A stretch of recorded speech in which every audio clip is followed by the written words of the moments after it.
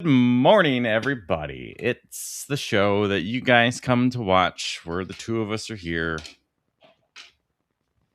That's All the right. official. John, I'm ready to go live. I actually have to shut All down right, let me give you a count in. 3, 2, Wait, actually, hold on. 1, go. Wait. Nope, we're live now. You better just go. Wait, John. I'm looking for my X videos tab. Okay, I shut down all my porn. Okay. Is it the video that I sent you? Yeah. I Yeah, never let's knew that go. I could do that until that day I put it on online. I know, it's crazy. I didn't know you had your own. Your account's been going for a few years. Mm-hmm. So, people think that I make the money off of this channel, but I actually make the money off of that to fund this channel. Yeah. You're I put the D in fund. Oh, and the F in fun. and fuck. F is for friends who do things together, which is what we're doing right now. Yes. Are we? I don't know if it's the same little beam boy that says it every week, but I don't know if he understands how time works. But that's okay. Maybe he's boomers because we're our show's so explosive, it goes boom, it's yeah, I get it. Guten Morgen. Guten Morgen from Pico D. He says hello. It went from kind of German to like a Swedish thing. Yeah, that was. Don't worry about it. Guten Morgen. Eclectic accent. It is me. It's Pico D. I made your dioramas. Your dioramas, they are on the shelf behind you. Yeah, dude, Pickle D is overachieving right now. You don't even understand. If I gotta show you, I don't know if Pickle D is cool with it, but he's doing some stuff, man. Yeah. I've seen things, John. These eyes have seen some things. I've seen some things. They're probably the same things that you've seen. Oh, okay. I guess I'm not so special. I check my DMs if it's people I talk to.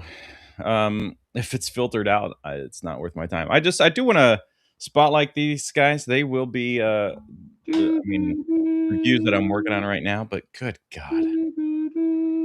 This beautiful green boy and a brown lady.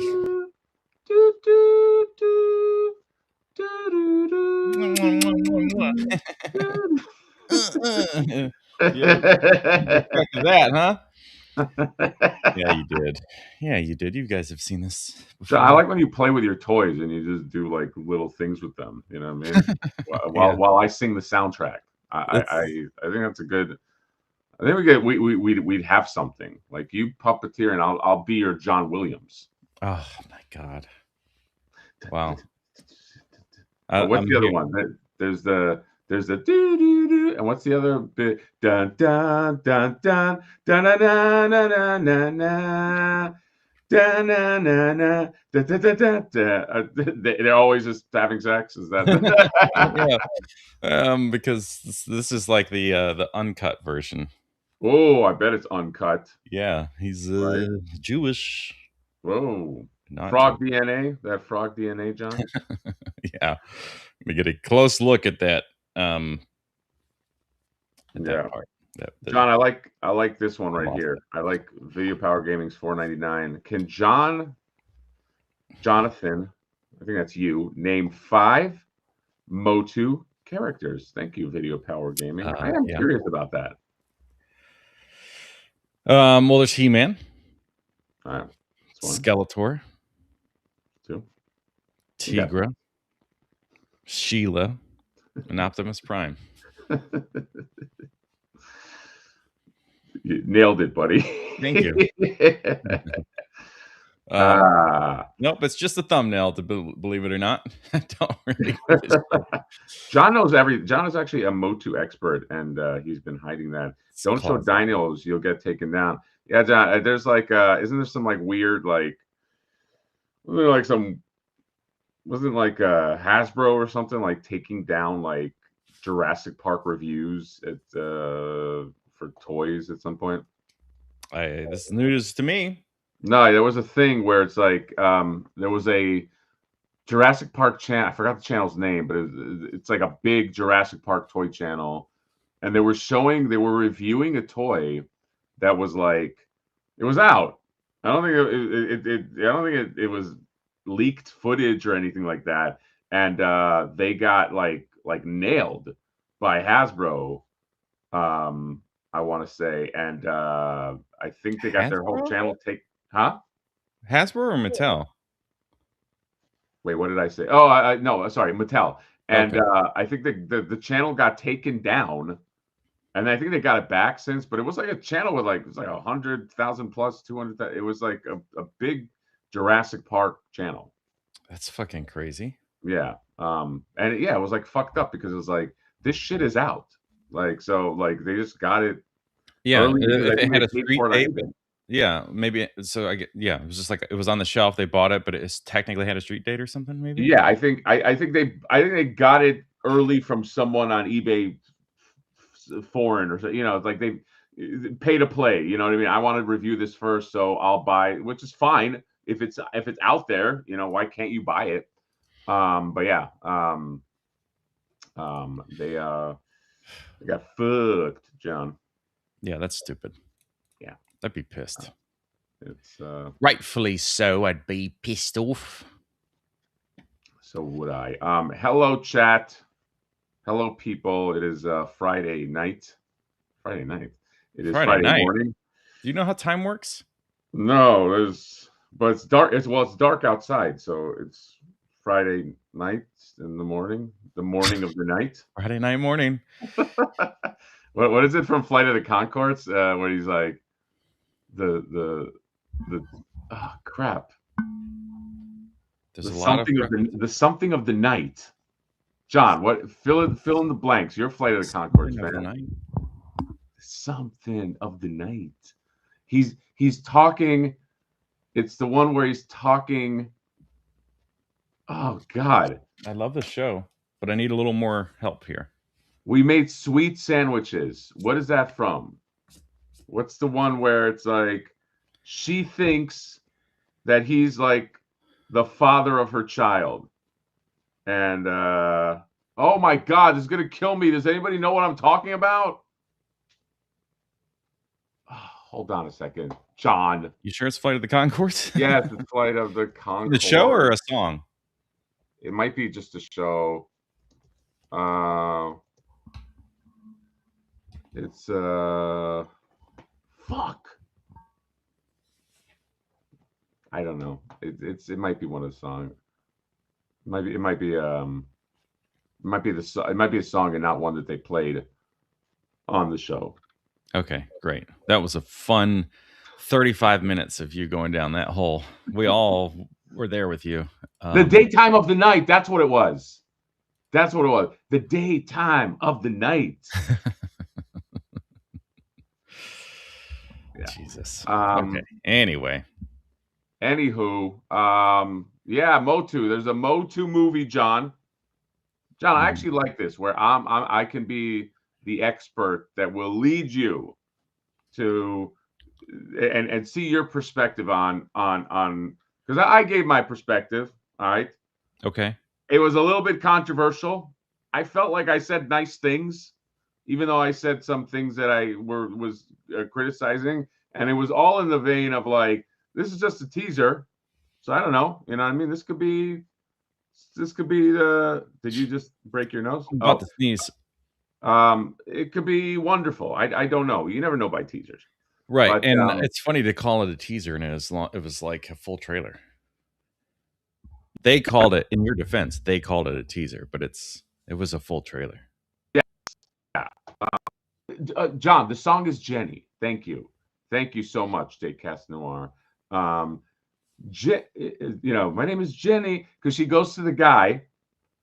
The premise of the song, and she's like, "You're the father of my child," and he's like, "Oh, what?" Like, and she's mentioning all of these things, and he gets, "It was and he keeps lying, and he's trying to recover, and she's like, "It was daytime," and he's like, "The daytime of the night," and he's anyway. But yes, they released a teaser. Yeah, teaser was. It's like, that's not a teaser, man. Teaser is.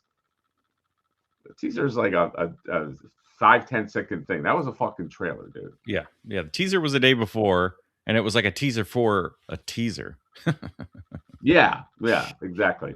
And I thought there was many good things with the teaser, but there was things that kind of like just felt really to things where it's just like it's like a MCU movie. I don't know what Well, first of all, chat, can you let me know if it's my internet or his internet? It's getting all like wild. Spot. Well, see.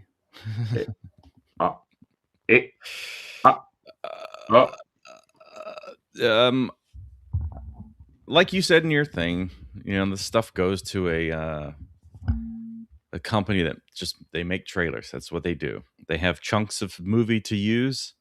However, they decide to tell the story through the trailer. It's kind of up to them. And we've seen that fail miserably for movies because like the theme is like not at all what the movie is. But I'm excited. I will definitely go see this movie. I am curious about the things that you talked about, and you and I talked about it offline. About what is the premise here? Is this going to be I forgot what you said in your video, but my take on it was kind of based off of what you were talking about. Like at the end of it, you're going to see like 10 to 15 minutes of him having the power. My mind went to think like kind of Matrix style, where the whole movie he just can't do the thing. Like he doesn't believe in himself. It's just like, I'm trying, and they're like, no, you have to do it. And we have kind of I don't know, maybe who do you think will be the Morpheus of the of the movie that's being like, no, we believe in you. We know that you're Prince Adam, He-Man, and you got to do this thing. And he's just like, I want to, but I just can't. I don't have it. And then at the end, he's finally, I have the power. And they're like, yeah. I think you nailed it with the first Matrix as a that's the arc. You know what I mean? Like the Matrix one. Idris Elba's your Morpheus, probably, right? Well, that's racist. No, I was. You would think that by default, just because of the character. He's the older, wiser one, but Tila goes and gets him from Earth, so that's why I'm like, maybe. She's your Trinity. Oh yeah. I guarantee you, it just slots in one for one like that. Like I guarantee it, dude. Yeah, I mean the difference is he's been on the hunt for the sword. He knows that there's like some weird connection with him and something else, and he's trying to figure that out. That's what we get from the trailer. And he's like, "Oh, that's my sword," and he knows it's his, but he doesn't have the strength to even get it out of this statue thing. So that's like Neo kind of knowing that there's something more than the world he lives in, and he's trying to figure out what that is. And that's when Trinity shows up and is like, yeah, there is more to that. And he's like, whoa. Then it's like, yeah, maybe he's just like, I do, just like Neo trying to jump the roof and do all that stuff, and he can't do it. And then we just see Prince Adam trying to be a beefy boy, and he can't. Yeah, and then and he has all these different teachers. He's got, maybe Cringer teaches him something. They had that whole shot where it's like the crew, and it was like Roboto, also. And I don't know whoever is voicing Roboto. But you got it. It's a Matrix. But you got to add something new if this is going to be a credible movie. I don't know what that new thing is, because right now, I just like I hate when a story is like so predictable. And I'm not saying it is. Maybe there's curveballs. Maybe there's like real curveballs, not like, instead of doing this, he does like it's got to be like dynamic enough that it makes the story feel. Oh my god, different. What happened? Kristen Wiig is voicing Roboto. Kristen We just got 2 Wiig. confirmations of that. 3 people have confirmed that Kristen Wiig is Roboto, and I'm in it. I'm into it. I'm more into it now because I love Kristen Wiig so much. And we were talking yesterday about blurries, and well, now Well, don't mention no, what blurries is. nope. But I love Kristen Wiig so much, so that's a plus. It's probably a small thing, kind of like oh god, what's her name? That's so random. What's her Kristen name Wiig. voicing Leatherhead in the animated movie in Mutant Mayhem? What was her name? Oh, Kristen Wiig. No, another beautiful woman. She was in stuff. Anyway, yeah, I'm more interested in this movie than I am the Street Fighter movie. And the Street Fighter like promo images we've been getting is like these are like true to the game characters, and it's so true to game designs that I'm like, ew. Yeah. But I guess there was a quote from the director or something like that. It's like it's all like outlandish anyway, so we're just going for it kind of thing. Yeah. And maybe that's a good thing, but yeah, some of the designs are just so on model that I am like turned off by it. Where everything I've seen from this, I'm like, ooh. Yeah. Yeah. I mean, that director makes good stuff. He's have you ever seen Kubo and the Two Strings? It is Rose Byrne. Yes. I can't, but like he made that. That's a great movie. NECA King, although I do love NECA King, said something here that kind of annoys me, and it's like, movie about He-Man toys needs to be dynamic and layered. Come on, yeah, it does. It does. I feel the same way about kids' movies, and it doesn't. We're not talking about like, and I'm not going to pick on NECA King, but he represents like a faction that does like believe stuff like this. It's just like even a movie for kids needs to be layered at some point because otherwise it's like you're just watching junk food. You know what I mean? Like every Pixar movie is layered. Yeah, like Pixar. Yeah, exactly. Like you're telling me that Coco isn't like I don't want to just watch junk. You should challenge people that write. You're getting paid millions of dollars. This is only going to happen maybe one time in a generation. Yeah, of course. Give it. And I'm not saying that it won't be. We're just going off a trailer or a teaser. But yeah, I want there to be a point. I want it to be layered. It doesn't have to be, like the junk food can be coupled with like a story that has a point that isn't just like made by an executive. Well, here's the thing for you. If like, okay, so you just want like a Fast and Furious movie where there's pointless. Everything is pointless. It's just, wow, explosion, big cockle, boom, wow. Oh, I can't wait to next one. Or do you want something like, the first, I guess, couple phases of Marvel? Like all of those, the reason why all of that stuff was good is because it was so layered. Captain America, Iron Man, all of those things were good. Guardians of the Galaxy, you're like characters you've never heard of showing up, being part of a movie, and it's layered and there's so much going on. It's still goofy, still explosions and bright and colorful and all the things that make us dumb brains. But anything that kind of came out, like all the stuff in the last 6 years or whatever, none of it has felt like it's been that layered thing. Like it's not story driven stuff, and that's why people don't like it. Yeah, and I agree 100%. And I also want it to be that. And again, I'm not saying it has to be a Chris Nolan movie. Not that Chris Nolan makes perfect movies for stuff like this, but like, yeah, but like I think of like the first Pirates of the Caribbean. Dude, like remember the first remember the first Pirates movie? Like that was such a fucking wild ride, and you know, it was different, but it was also what was so great about it is it was different enough and it was interesting enough that you got other pirate Right. movies. So I think the whole point is like you don't want this just to be a one and done.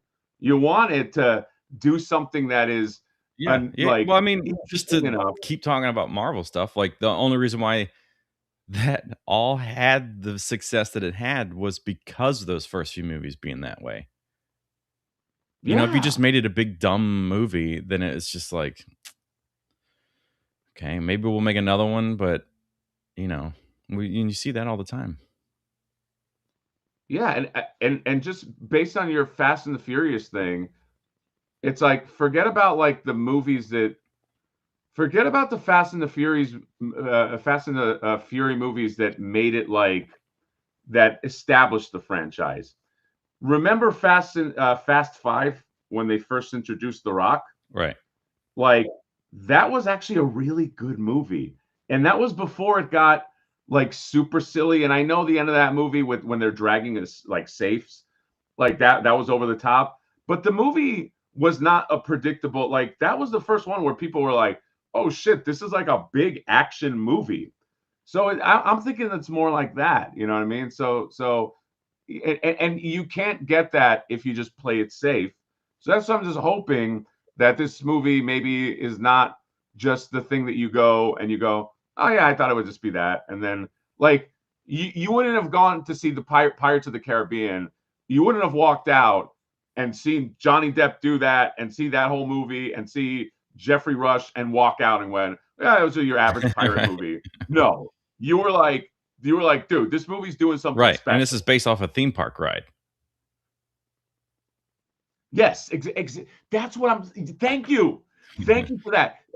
King, where are you? That movie was based off a theme park ride, so you can take things that are maybe like silly, but turn them into gold and surprise us. You can still surprise people, and make something fucking cool. You don't have to, and look, that movie was made by a really great director, and those writers that did Pirates of the Caribbean, those like legendary writers. I don't know who this crew is other than the director. I don't know who wrote this movie. I don't know any of that.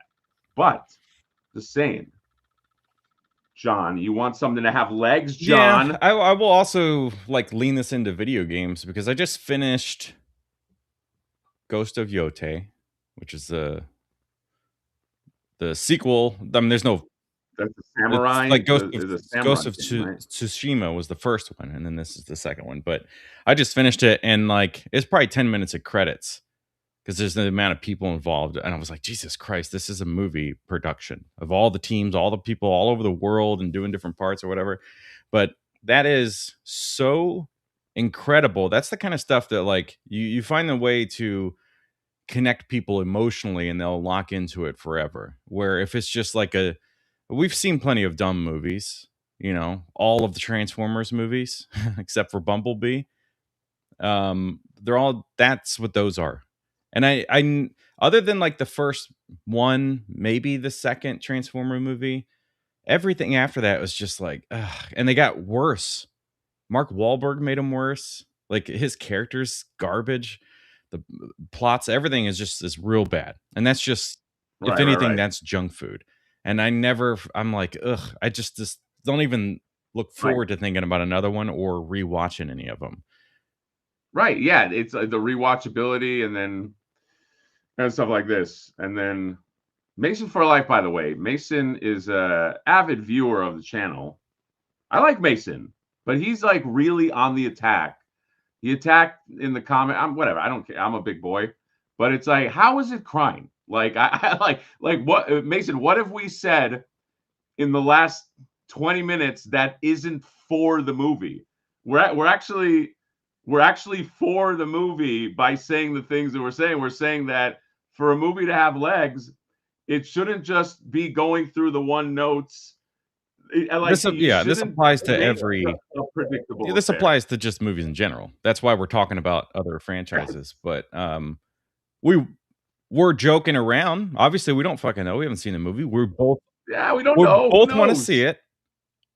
I am looking forward to seeing this movie, and I'm not like a huge Motu guy. So I mean, it's like hitting all the right things for me as far as like the looks and the actors and stuff. And based on the trailer we were given, it genuinely looks like a Matrix plot. Yeah, like we could be wrong, but it's like, Yeah. and isn't it also like fun to talk about like?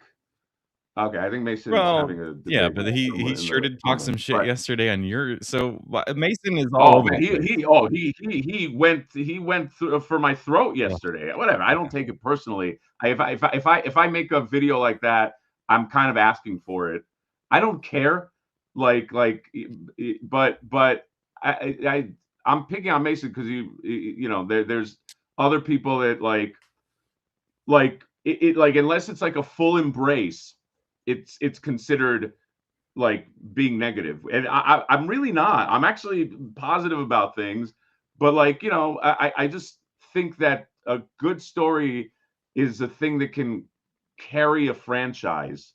At least Yeah. for John, you saw it with like Iron Man. You know what I mean? Yes. Like if you do a good enough first I story, I you can yeah, carry I've it. been on the side of saying, like, just stop giving Marvel movies such a big budget when they're trying to tell these stories, because that's why they suck. They all like the Yeah, yeah, yeah. I felt like this with everything that was a fresh new story, everything that the Marvels. So like I enjoyed the Marvels, but it just felt like, oh, we got all this money and we have to do big time stuff to compete with Right, all of the last big movies. It's like, no, just every new phase reset and do low budget, good storytelling, and just like have enough money to do the effects that you need to do, but force these people to work within a small budget. That's why you get these incredible horror movies when they have like no budget, but the writing is on point and obviously a good right. director. Like that goes far. Yeah, because you have to be create like I am Deadpool. Deadpool is Yeah. like a great example of like that first Deadpool. I mean, they had relatively very little money, but the story it is a strange thing when you in the absence of like a lot of money, and I'm talking like you can never make He-Man for like very little money. But we're talking relatively like, $50 million, 60 million, which is considered a little money. In the absence of giant budgets, it does make you have to make the story better and it always Yeah. happens, right? And just for the sake of it, let's let's remove Motu from the conversation and insert blank. Insert blank movie or trailer, and our conversation applies. That's kind of the point of this. It's I more like yes, like between you and my friend Gus, two incredible writers that are so story driven and plot and like characters, and um, if like people need to make a decision that makes sense, not just like do it just so they can move on to the next plot point or whatever. Like yeah. hearing you guys talk about movies is refreshing in a way. It's like it's crazy because I can enjoy movies a lot more than my friend Gus can, because I just do, where he's like, "Oh, why would this person do this thing? Like it doesn't even make sense." Or like, "I just don't care about like they didn't this character. You don't care about this character. They didn't do anything to make you care about them, Yeah, yeah. So that Yeah. stuff will drive him nuts to a point where a movie that is successful he won't like. But um No, I think it's yeah, I get his exactly. perspective. That's what I mean. Yeah. And yeah, I mean, Mason is saying, are movies made to entertain or not? Yes, of course. I'm just saying that, but to have legs, the movie has to really like nail. It can't just be like a junk food. Like I think of like John Carter of Mars. Yeah. Like John Carter of Mars, if you guys don't know, they're based on books. Edgar Rice Burroughs, who did Tarzan, and there's a bunch of books, John. There's like Princess of Mars, God of Mars, Warlord of Mars, and that movie was a perfect example of a. It had such a big budget. It was such a to do. and it had a good director, but like that the studio had to make it so safe. Yeah. And it became so safe and so boilerplate that it just didn't connect to anybody. Like it just kind of was like they were like we felt like we saw this movie versus like a movie like Dune, like the Denis Villeneuve Dunes, where those are also big movies, but the budgets were not so high. And Denis Villeneuve is also he's a genius, and he figured out like a compacted way to get in there. And Dune is a franchise now. So I don't want it to become a John Carter of Mars. I would rather, and look, He-Man doesn't have like it doesn't have the DNA to become Dune, but you need something different that you're doing. Yeah. I mean, if you care about the people throughout the film, and there's like I said, emotional things that you connect to by the end of it, then there's a reason to want a second film as a audience member.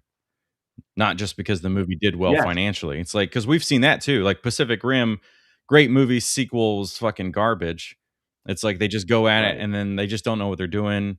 There's like, you lose a sense of scale. It's just like we just have robots that feel like they're, you don't have that impact that you got from the first one. But you see it. Oh God, Godzilla. I love the first one. Don't care about anything after that because they just don't carry any weight to them. Wait, when you say the first one, you're talking the about 2014 the first... or whatever that that our boy did. He did the new Jurassic. Oh, Gareth Edwards. Yeah. So that movie felt great. It was good.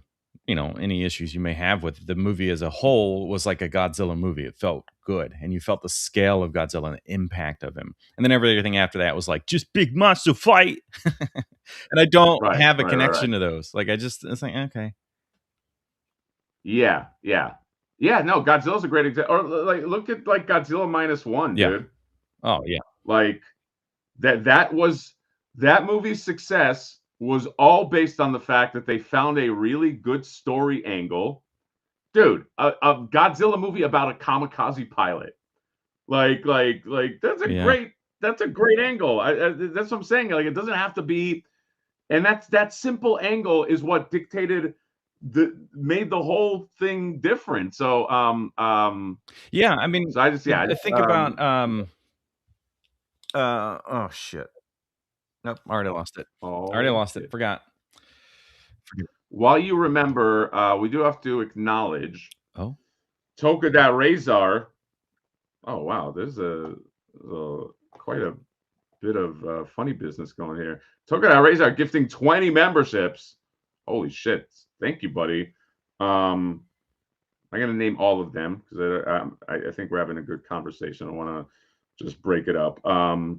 But yeah, and also Needles, our friend Needles, John, also gifting memberships right there, gifting 10 memberships, double memberships for double Needles, double rainbow across the sky. Wow, thank you, thanks guys. Yeah, I think this is a fun, by the way, this shit is just fun to talk about. Like whether you agree or disagree, as long as you can be like emotionally mature, like I think it's just fun to talk about like possibilities and stuff like that. I think the danger, John, I think you nailed it with budget.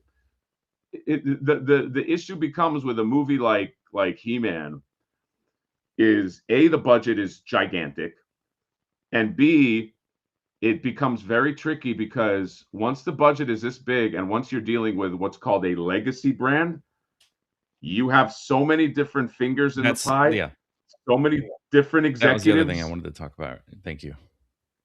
Yeah, once people outside of like the team making the movie start to go, no, we think it should be PG. Like, okay, here's one. You kind of put it the right people, the right everything together, and you make Suicide Squad. But then, well, we need it to be this, and we need it to be bright and colorful, and it needs to be more cheery and PG-13 or whatever. And so then the studio steps in and just makes all of the shit that ruins the movie essentially because I hated the first Suicide Squad, and now I'm like, okay, so what was he really gonna make? Because this one's stupid. I know they changed the ending because, or the main villain, or the ending or something like that because it was like too in line with other Marvel things at the time or something. So it's just like the Dark Side is his name.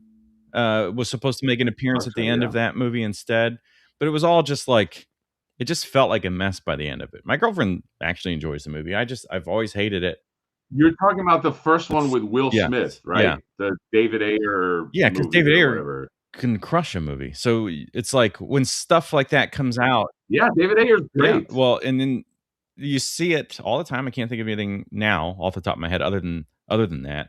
But where you get a great director, everything's in play to be a great thing, but then the studio peeps that start going in and saying, "Oh, well, we got to change this." And then people, they're like, "Ah, fuck it," and they don't want to have anything to do with it. They leave. They leave the production, or like they just talk about it afterwards, being like their worst experience for them ever to make a film. Yeah, and then also a series of editors basically makes the Yeah. movie. That's the thing that people don't know too. Is like sometimes like you get a name. Let's say in this case it's like Travis Knight, right? Travis Knight that is doing He-Man. Is that his name? I think so. And then he's the director, but essentially the movie is created by a series of editors that they bring in, and they're like, put this in, put that in, put this in, do this, blah blah. And look, at some point there is a balance of like you have to give the studio something. You got to give them a little something, you know what I mean? But sometimes they take over the movie and people feel it. When people feel like the movie is made by committee, they check out. It happens all the time. Yeah. I mean, just ask Zack. Just ask Zack Snyder in any movie he ever makes, ever. It's always his original cut was totally different. He did that with obviously his Batman, Superman stuff, but then he did that with the Justice League.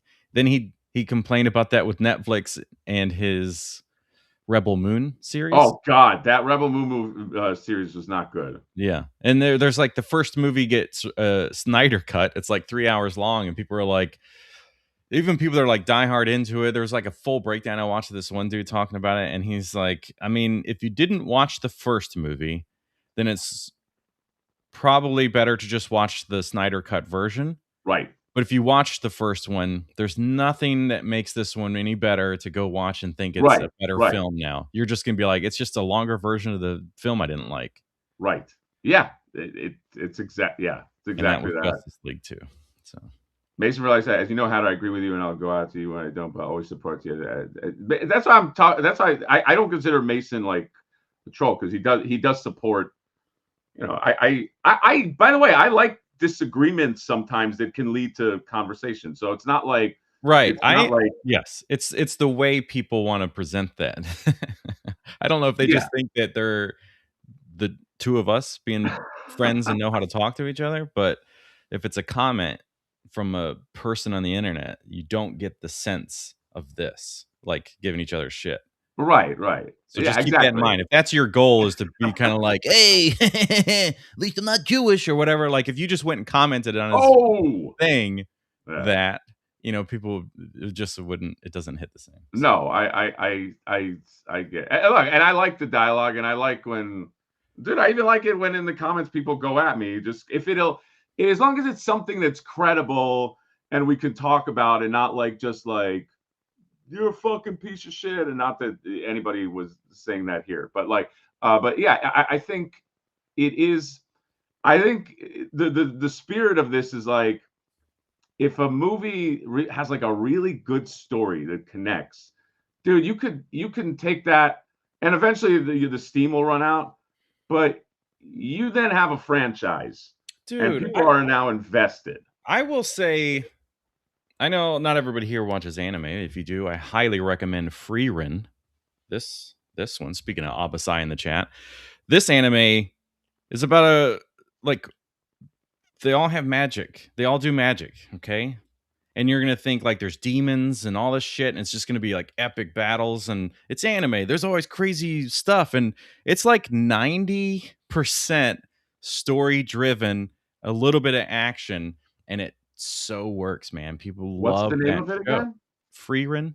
Free. Can you spell it? Freerin. Frieren. F-R-I. But that it's just the second season just went. If you have Crunchyroll, just launched earlier this month. But that is one of those things where like it's not just action and blah blah blah blah blah blah, blah. It's all story, and it's just so fucking good. And then when the action happens, it's more rewarding. Like it's a great payoff. But let me acknowledge Mr. Abasai 3D Forge. Speaking of Freerin, he is a master of sculpting, as I hope everybody in the chat knows. But he made this whole freaking briefcase that opens and closes. He made a little book and a potion for that character that like she carries that shit all around in the show. And the two brands have made this figure, and nobody's given her that stuff. So Abasai has done the thing. Abasai is the gnome that makes cool shit. Yes, that's noticed his profile pic. He is only this big. People don't know that. It's easy to make when I'm this small. But he has a tiny webcam. Yeah. That I mean, Abasai could. The funny thing is, he could be working on a tiny set this big. You would never know, because when you're in a Zoom or you're doing this, you don't know relative size. You're right. Yeah, you'd think it's 1-to-1 scale. Does making a what supposed to be a rated R flick PG-13 ever really produce more money? I don't think that's ever been the case. Think of Terminator 3 also got like pushed down in its I don't know if they were all rated R. They were all rated R, weren't they? But like Terminator 3 came out and they were like, no, PG-13. No, Terminator, wasn't that PG-13? Let's see. Wait, so what is rated R? First Terminator, of course. I mean, the first Terminator was a pretty hard R. Yeah. Second one is an R. It is? Oh, third one is well, this is Google saying it's a R rating. I don't think that's true though. Oh, he's saying what's making us what's supposed to be an R-rated flick. Yeah, and Suicide Squad is an example of that. Oh, I guess Terminator 3 was rated R. That's crazy. Huh. Anyway, I just lost all credibility. Thank you so much, Abasai, for the $20. I appreciate that. And all your hard gnome work. Hard. He's a hard gnome. It's Super Joey right here. Joey Chalom, my guy. Verisimilitude. Toyetic. Ooh. Age-old dilemma. That's a $20 word. But thank you for the super chat. Verisimilitude, John. The truth. We're looking for the truth. I think Big Fat, what he's summing up. I was concerned about most of the same problem I have. Just okay. Maybe a hot take. I don't think it's a hot take. I agree. Superman is more than to me. Like somewhere in the middle. I don't think it was like an average, just kind of ho hum movie. But it was better than like a phoned in movie, I thought. But yes, I think it has to have something special. Special is a great word. Like, what's the special thing that makes it so that, oh, I want to see more movies in this world. I want to see another. I don't want like a one and done. I don't want to wait 40 years for another He-Man movie. Yeah. When they give it another go. Unless it's a Batman franchise, you'll just get a new one tomorrow. Unless it's because Batman is a legacy property that prints money, and they know that they can make money off Batman, and they know with Batman you're more comfortable because you're like, if we don't make it this time, we'll make it in 3 more years. Yeah, and we'll try it again, but we won't try that hard. yeah, and but by the way, like Batman also Nolan came in with Batman, there was a lot of what the studio considered. Batman, in their eyes, had nowhere that they thought could. They're like, we don't know where to go with this right now. Yeah. They had the Burton movies; those are very successful. Schumacher movies, I know now they're nostalgic, but at the time, they weren't. They were considered. They're hokey. They are hokey movies. We love them. We grew up with them, right? But with Batman, you get enough at bats. No pun intended. That you could get somebody like Chris Nolan who might do something different and experiment a little. Problem is with He-Man, it's like you said, and it goes back to what you're saying. It's so big, it has such a big budget that they're like, you got one shot, and you got to make it fucking perfect. And that's the problem. Like the movie doesn't have to be perfect; it just has to bring something unique. And yeah, I also want to acknowledge Mikkel Stapler right here. Message member for 20 months. Just representing for the Hatterites. Thank you, buddy. And then we got this one, Johonathan. Mr. Meyep. 99 JP Bay.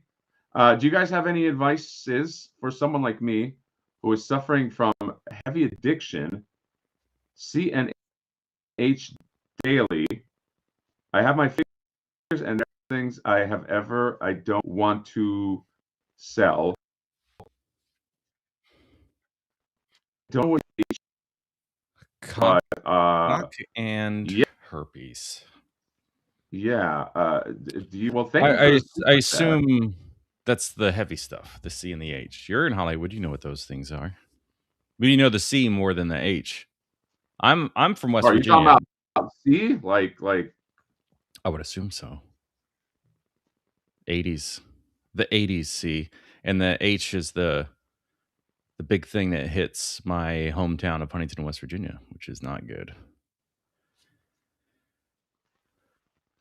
Advice. John, give me your advice on my router, because he's telling me to restart my router. Yeah, your internet sucks. Well, I can't say that by any chance or any stretch that we are people that should be giving that kind of advice. The only thing you should be doing is going through, like Roman Kim is saying, seek professional help. Yeah, I mean, you have surely things in your area, centers or whatever, to assist you with those kinds of things. But yeah, we are not the people. I mean, this whole collecting is an addiction.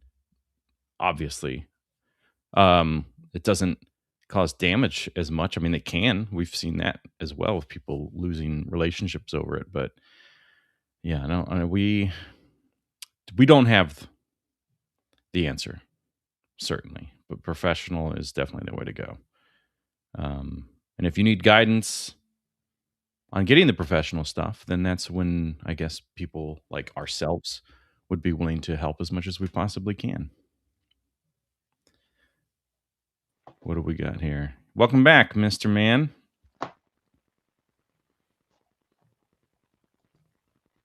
Hello? Yeah. Is it any better? I mean, for now, yeah. You're doing well. I can't fully restart the router because I just realized my wife is working. So you're crisper than you were, so I appreciate that. Yeah. Sorry, I didn't mean to leave. Well, the person that was having, if it is like a real addiction, yeah. John, what was your advice? Yeah, that we are not the people to be giving that kind of answer, but as the chat saying, seeking credible professional help, finding your yes, exactly, yes. And if you want, you can DM me, buddy. And I know some people that are very, very helpful people. So if you have Instagram and you are thinking dark thoughts, please DM. You can DM me, and I'll make you happy. I'll do hello, my baby. Hello, my. I'll do a little dance for you. But yeah, I mean, seek support from the those like-minded folks that are willing to talk to you about it. I mean, especially if they're willing to talk about it publicly. Yeah, there's a good look. We argue, we bitch a lot, and this and that, but there's actually a good community here. There are good people there, and a lot of times, for some, this kind of keeps people going. And this work with any hobby, like you can find, there's a lot of fun talking about movies and pop culture. As early as this is, John, I love jumping on and talking shit and stuff like this. So there's a lot of bright things about this hobby and just the stuff that we're doing. So yeah, it's funny because just doing things like this right here, not that you have to be online, but just setting up like a routine with friends can change people's lives too. So yeah, it really can. I'm being completely serious. I like this, John. I got to answer this question for Hat. If you could have Flip or Cameo, how would you put him in the movie? Flip or Frank, the one who found the sword in DMC? Dude, it's not even that. It's to me, it's so simple. You're in Eternia, you're in some kind of marketplace scene, and they're like, they need to find. They have a broken ship. You know what I mean? They need to, we need a piece for the ship. Well, and they find, hey, how's it going? And he shows up and he's like, and he tries to rip them off, where they're like some vendor or something, and he's like, I'll charge you this much for the piece, and they're like, what the fucking, who's this asshole? He's like, I'm just trying to make some money. He's just like one of those guys, one of those asshole merchant guys. That probably pisses off Man-at-Arms, and he grabs his lapels and puts them to the wall. And he's like, hey, for you, 20, but he's like that dude. And that's it, and you don't have to, the people that don't know about Flipboard, they just think that's a funny scene. Yeah. And the people who do know, they're like, that's Flipboard. There you go. That's it. And then you make everybody happy, including myself. Because I'm getting paid for that. Yourself, cameo. Yeah, they cast you as that too, but they have to put you in like a bodysuit. There you go. Big muscle bodysuit, so you're all jacked. John, they don't need a bodysuit. Come on, they need a bodysuit. It's really just because your proportions aren't toyetic. I walk like this. Yeah, you have your short, stumpy legs and your with tiny legs. I have origins proportions. Yeah, that's what I'm saying. Yeah. You should have that. That's what you don't have. Right. I'm all game food, John. You think we'll see? I guess we should get into. You think there's going to be like a whole drop of toys based on this? It'd be crazy not to, right? Like this is the whole reason the brand exists. I feel like there has to be, but like movies coming out in June, we're in January now. Yeah. You would think that they would have previewed something. I mean, that's still a long ways away. And for toys, sometimes it's like you do the Hasbro method where the movie's out and then 6 months later the toys are out and you're like, I don't care about these anymore.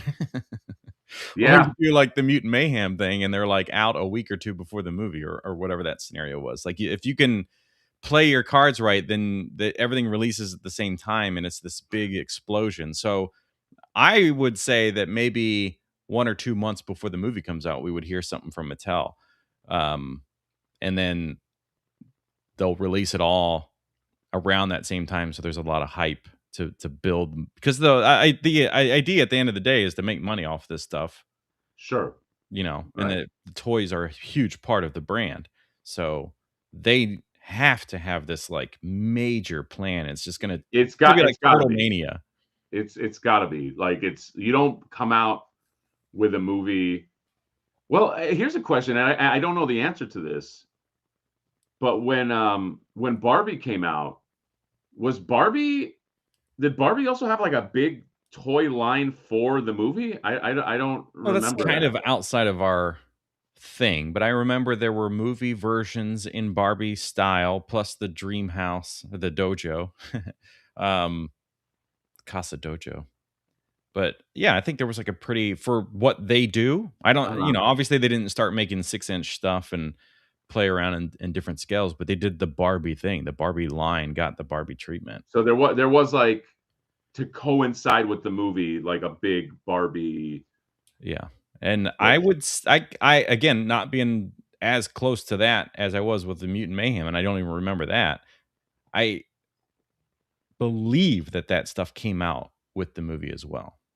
And then it wasn't a later scenario. Toy Stalker's saying there's definitely a movie Scareglow figure, and he would know. So, yeah, I assume, yeah, you don't make a movie like this without, I mean, that's the benefit of a movie like this, right? Is like not all movies have toys, and this is the perfect, it's like always reminds me like the Phantom Menace craze. You remember when those movies came out? It's just like, oh my god, you were buying figures that you didn't even know. I remember I was buying, God, how, like me and Reese, we were still in school, and we were in like what Toys R wherever, and we were buying Phantom Menace figures of characters that we were like, we don't even know what purpose they have in the movie. Yeah. Like I remember a perfect example, that silver C-3PO that was like had like it wasn't C-3PO, but it was like that silver C-3PO robot that had a tray or some shit. And that stupid robot had one tiny scene in the movie where it walked by, but at the time you didn't know what part of the movie was going to play. You're like, I gotta buy this thing. It was so stupid looking back. Yeah, I just, the only thing that bothers me with toy releases is when they ruin. It's like a spoiler. Like a spoiler in the toy you're release. like, oh fuck, that's what the dude looks like, Right. It's called like it's like Death of Skeletor playset, and you're like, oh. Yeah, with movie authentic features. Speaking of him, I'm glad we never heard his voice, which was kind of interesting that we never heard Skeletor say anything. If I was behind that movie and then seeing how much Jared Leto has like caused the movie or line to shit itself, I would have done the richest man in the world treatment. And I think that's the name of the movie, where like you just go in and completely replace that character. And since he's all CG, you just get a new voice actor. Well, his head is. So you got like the physical portrayal by Jared Leto, and then you just get a different voice actor to come in and redo the parts. So that way you can like remove Jared Leto's name from the, and just to he's just the physical thing, like with Darth Vader. You have a guy who plays him, but James Earl Jones got the credit. Right. Yeah. I mean, I'm surprised that they kind of did it. Well, they didn't they didn't have his voice right in the trailer. So, yeah, he is completely persona non grata at this point. So, it's like, they want to wipe that slate. TC-14, I think, was that robot. Thank you. Wow. Lunafigs. Yeah, they want to completely distract you and be like, no, don't look at that. Look at this. There was no Jared Leto at all in there. Yeah, thank goodness. I almost forgot that he was playing that character. So thank goodness you don't see his face. That guy is a major fucking weirdo, man. People don't know, I've had a few jobs in this town, but all on the writing side. And anyone I've ever spoken to that had any connection to Jared Leto is always like, yeah, that guy's fucking into some weird shit, man. So I'm not surprised. I'm not like, Yeah, I was watching the Caravan of Garbage, and they were talking about some movie with Jared Leto and just how crazy he is. And like, one of the things is like, he gets interviewed on a red carpet thing.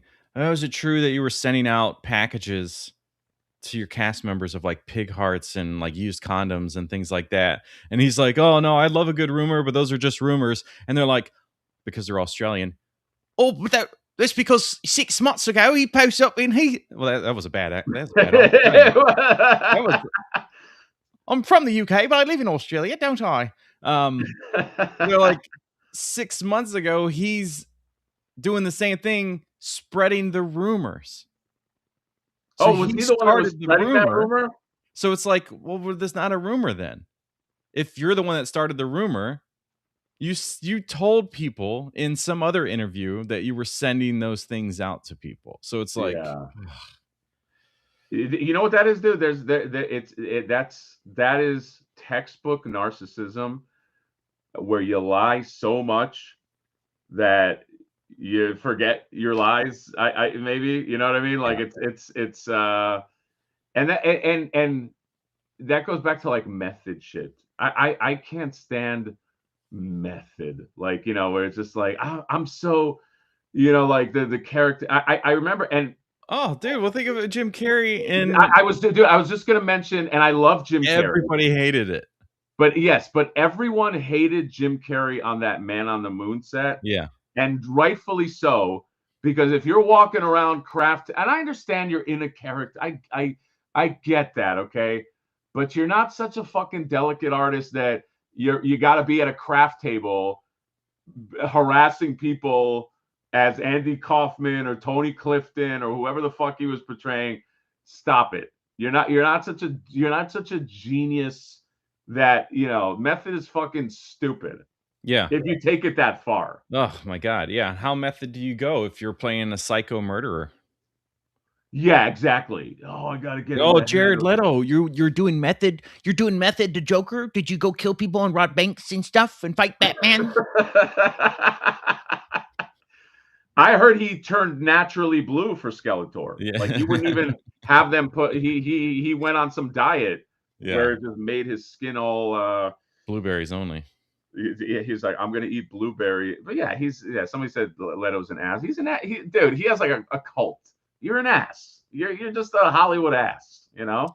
It doesn't make sense that, like, he keeps getting put in things. Dude, I don't get it. If he had like, oh, there's a flop because of Morbius, but then he was in this, like, whatever that Texas movie is with Matthew McConaughey. What the hell was that? He plays. Well, he was really good in that movie. That's what I'm saying. So like, oh, he's got that movie. He's really good in it. But then he does Morbius and he tanked. Okay, but he did that last movie. Okay, and then he does another movie that's good. Then it's like, okay, so it's just, you know, maybe it's not always his fault.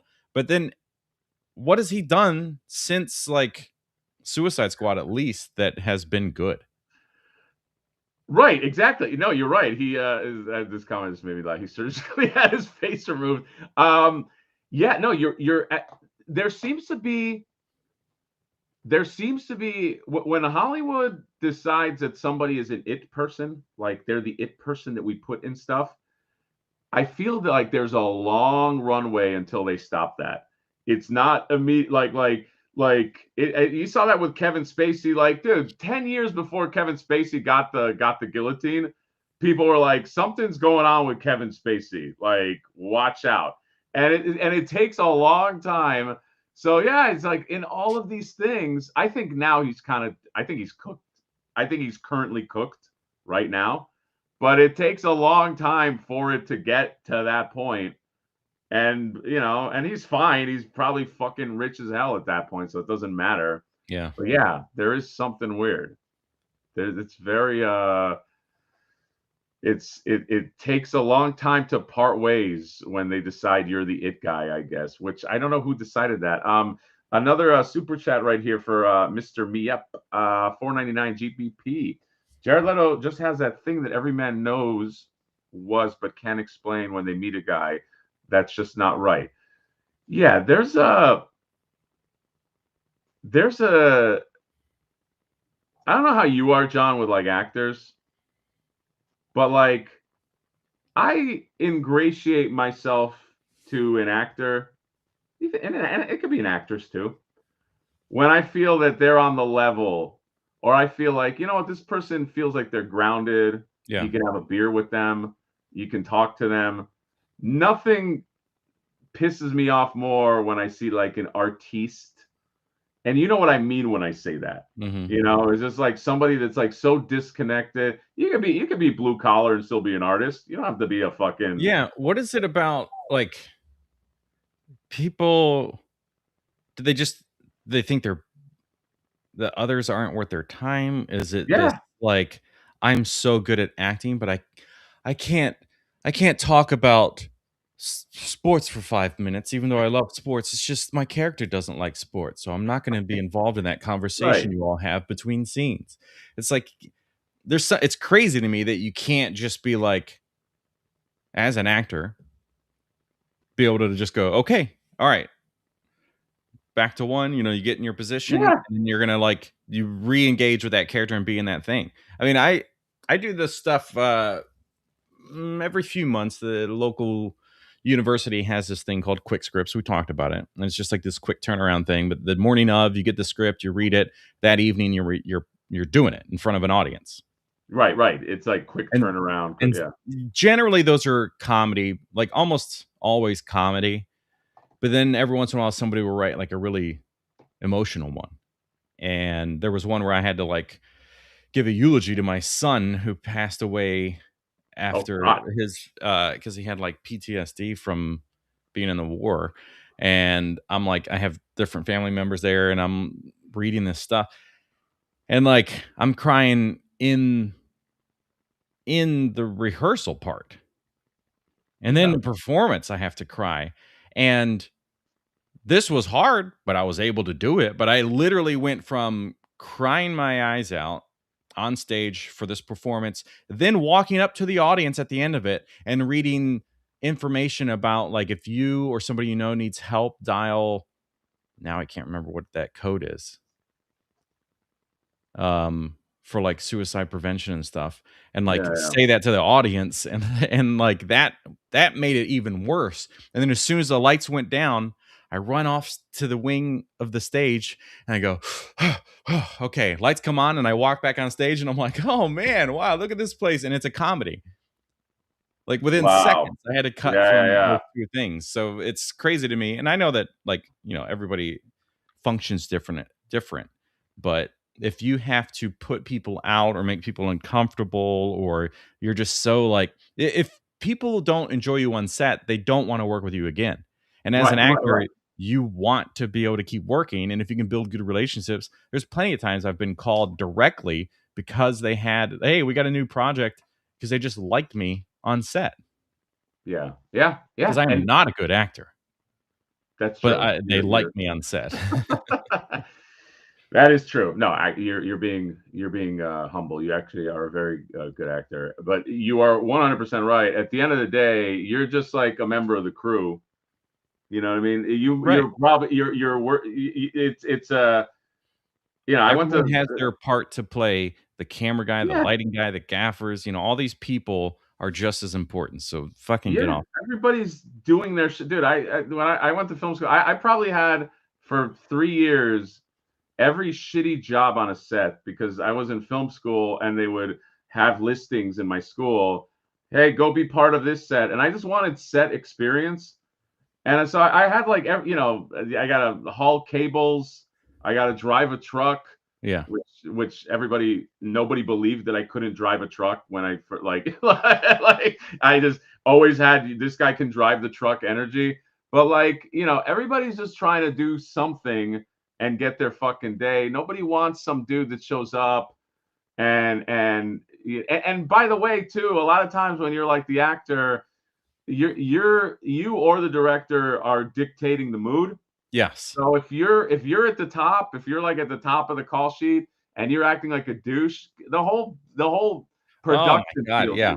Dude, there's nothing that, as somebody that is a showman, there's nothing that I enjoy more than when, regardless of the type of project, with the like on camera stuff, that I can get the whole team on my side because of like the jokes or the things in between scenes, and like just being connected to everybody on set and talking to and acknowledging everybody, and like building these relationships and just making it fun for people. And when the whole crew is like laughing at a thing, I'm like, oh, that's heaven. Yeah, no, that's those are the best times, and that's what gets you to come back, and that's what. And that also applies on a Hollywood level, dude. Nobody wants to deal. There's no director now that wants to work with Jared Leto. Trust me, because like only one that gets saddled with him, because like it's just like, you know, like you like I recently saw a thing about like Mickey Rourke, and I love Mickey Rourke, but like I've heard enough stories that this guy's another pain in the ass. Dude, nobody wants to go when you go make a movie or feature, you're really going to war. It's at least 14 days in a foxhole. If it's a movie like He-Man, it's 6 months in a foxhole. Yeah. You want to be in there with some fucking like, you know, douchebag smoking fancy cigarettes and like, everybody be quiet, I'm in my thing. Nobody wants that. There's so many times of that. Van Damme on Street Fighter. There's Wesley Snipes in Blade 3. Like, just the shittiest people that don't show up unless it's a close up. Like, that was the big thing with Blade Trinity, is that Wesley Snipes was just never there unless it was a close up. It was just stunt double. Because he just because he's doing his own thing or he's partying, and it's like, it sucks, man. It sucks when you have somebody who they're so above your production that, you know, it's like, and that energy, dude. I've been on so many of these sets as a crew person. Yeah. And again, like somebody asked what kind of truck, what was it? Box. It's always box truck, because you need a license. If it goes over box truck, you can't just hand it to an idiot like me. You gotta, you know, but like, you know, but yeah, it did. I've been on so many productions as like some teamster where it's just like, you can, there was a one that Craig Sheffer from, do you remember that actor, River Runs Through It, or with Brad Pitt? He was a big actor.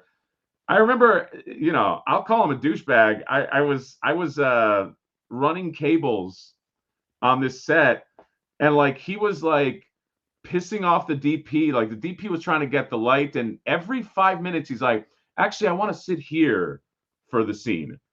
And so if you guys don't know, you got to change all your lighting when a guy's like, I want to sit here.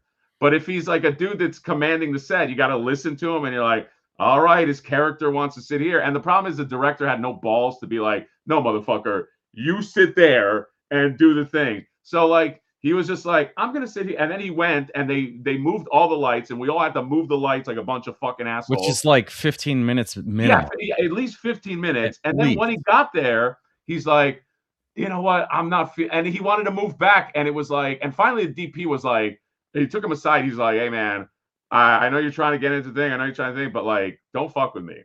Like, and once he said that to him, he was fine the rest of it. Like, but it's so stupid that you even have to play this alpha playground game.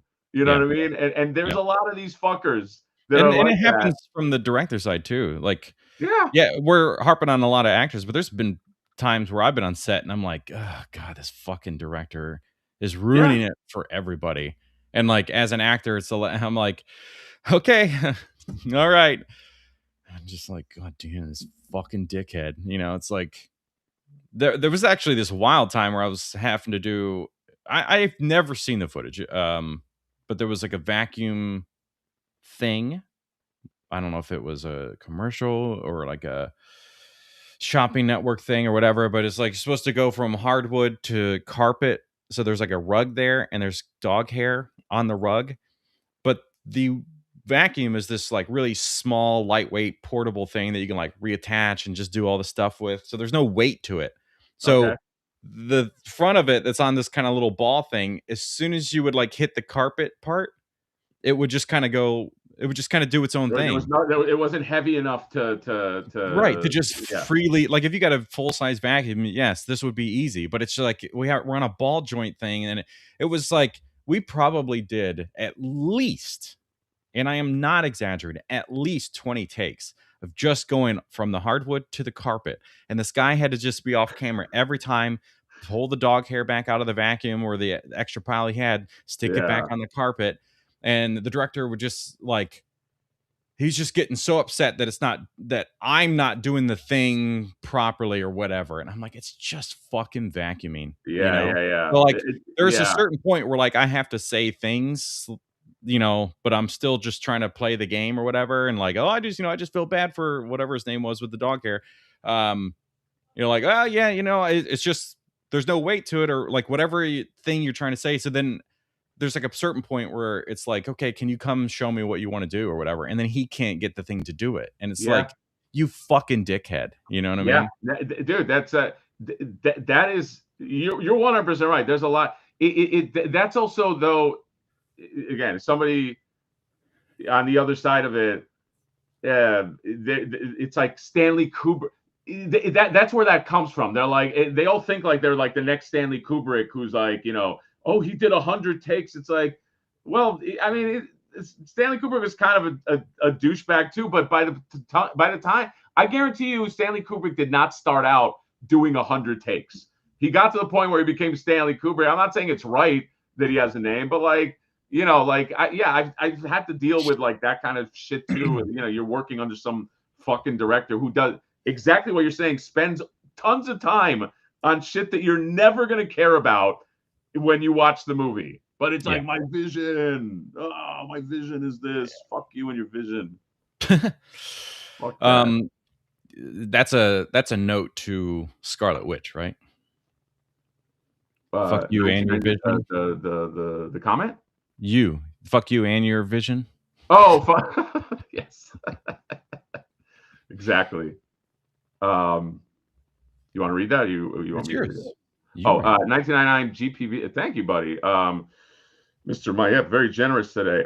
He's a parody of an artist. Real artists like to just do their thing, hang out without much attention. You just show off without much talent. He's a guy that wants attention. People who love what they do. Like that's true. You know what I mean? Like your work should be the thing that speaks. It's like not your shenanigans, not like your fucking rock star mentality, not the, I did method shit on the set, not the, it's like people like guys that just go and, Walton Goggins. Why do people love Walton Goggins? Like, why is he the new dreamy guy that everybody loves? Not dreamy, you know what I mean? Because he just works. He goes to work. He does his shit, and you don't hear bullshit about him. Right. He's just a dude that like loves what he's doing, and he's like, cool, I got to do this stuff. Yeah, he's like one of our best actors at this moment. It's crazy. People love someone that like, I love what I'm doing. This is fun. I get to do this. Yeah. Yep. God, what was I gonna say? You were gonna say, "Don't fuck with me." Don't fuck with Uncle Baby Billy. I guess. Uncle Baby Billy. Yeah. Anyway, this is just like it's changes. It's not teen Jesus. It's changes. I like your Uncle Baby Billy, Thank John. You know that I do. Well, I appreciate that.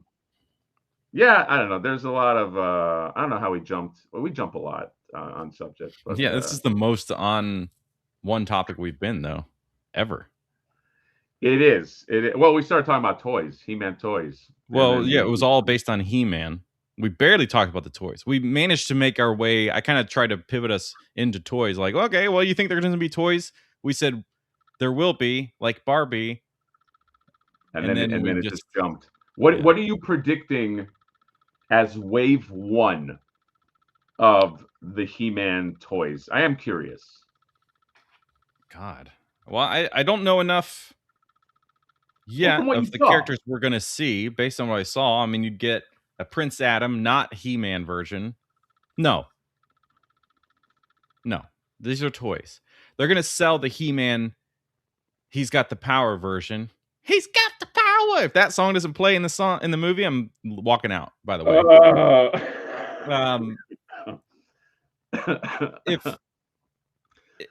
So that's what you're going to get. You're going to get that version, and it might come out like a couple weeks before the movie, and then you watch the movie and you're like, oh, it's only like 10 or 15 minutes. And it may not be like truly movie accurate, because we're going to be like, well, these are the toys that got made based on early sketches and designs or whatever, but then the movie ended up looking like this. So we'll get him. I think Skeletor will not look like the movie version because of that specific thing. You think it will? Wait. I think what I'm saying is like when the Skeletor figure comes out, it's going to not be movie accurate based on the rules that I just gave, which was they got the early renders and all that stuff. And you're going to be like, wait, but that doesn't really look like the thing. Just like how we got Fantastic Four figures and the Thing has no boots and no shirt. But then the movie, all you see are his hands and head as a rock. Yeah. It's like, well, that's expensive to draw rock guy, so let's do clothes man. So I think you'll get a He-Man. There'll be like mostly fine. Skeletor will not be accurate, and then I don't think you'll get Tila in the first wave. Whoa, no Tila? I don't think so. Is McFarlane putting these out? Maybe Man-at-Arms in that first wave because it's Idris. Okay. You don't think? I think they're going to include some big monster figure, like either Beastman or like Spyco or something. I don't know. You don't think like they'll have like? I don't know enough to say. Just based on the trailer, I feel like they'll put in like a more obscure, because that's how you get those obscure characters made, is you piggyback them on the characters that have like big cachet. So if you have He-Man and Skeletor, you got to include somebody that like, because the mentality is like, I'm just gonna get them all. Yeah. So you got to bring in like Spike or like somebody that, right. And it's also fun to make. I would agree with that. I'm just saying I don't know enough about Motu and villains to claim somebody as a. But yes, you make your nonsense kind of just guy that your hero. Like you want to buy the hero, and for the kids, you need somebody for him to fight. So you make a Spike or whatever the hell you made up. I got this flipboard. Oh my god, there's a future commercial for you. You got to find a kid, because I don't think your kid's old enough to do this. I'll let you know. And let's face it, she doesn't really have the star mentality of somebody like Jared Leto. I hope not. Get a kid to be like, oh man, I got this knockoff He-Man or whatever, and it's Flipboard.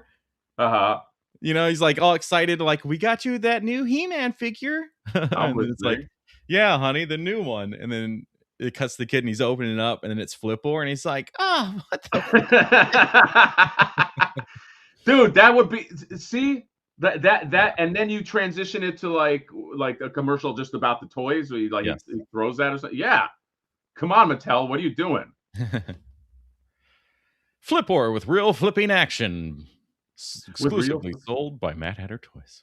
I know Mattel knows about Flipboard. I know for a fact that somebody from Mattel knows about Flipboard.